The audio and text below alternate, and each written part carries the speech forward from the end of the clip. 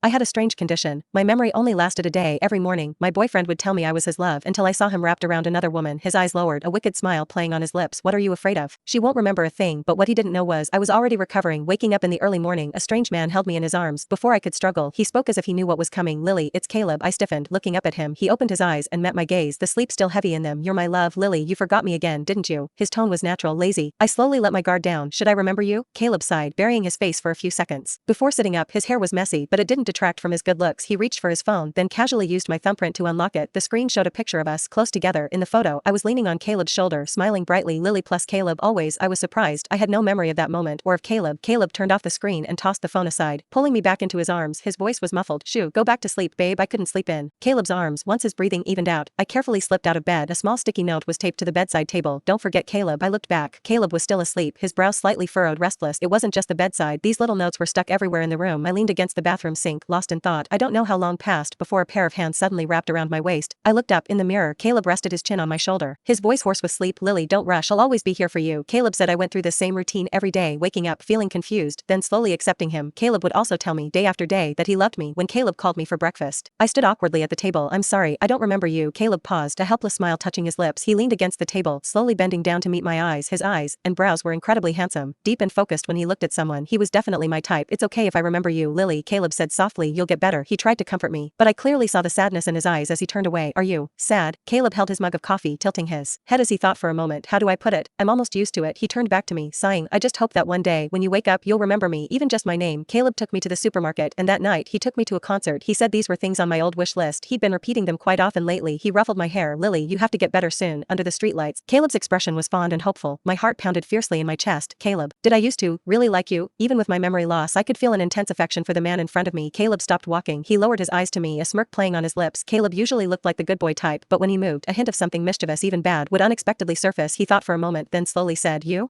chased me for 6 whole months. That's when I finally said yes. Sometimes I even wonder if you're deliberately getting back at me now. I'll try my best to get better. I took his hand. Caleb, please wait for me a little longer. On the way back, a woman suddenly stumbled out from a corner. She was swaying, barely able to walk straight. Luckily, Caleb reached out quickly and steadied her before she fell. She had a sweet, innocent face and tilted her head, smiling at Caleb. Thanks. Caleb lowered his eyes to her. They looked at each other for a few seconds before Caleb said in a low voice, You're drunk. Good thing I'm drunk. The woman laughed loudly. No one cares anyway. It's better to be drunk. It hurts less. For some reason, I felt a strange tension between her and Caleb. Caleb held her arm tightly, not letting go. After a moment, he said, It's not safe to drink late at night. Go home early. The girl didn't answer him. Instead, she looked at me. You're so lucky. My boyfriend doesn't want me anymore. I was still confused, but I said honestly, if he doesn't want you, then you don't need him either. There are plenty of guys out there. No need to make yourself suffer. Yeah, her tone suddenly turned sharp. Easy for you to say. You're enjoying all the sweetness. How could you know what bitterness feels like? Caleb suddenly looked annoyed. He let go of her hand. Lily, let's go home.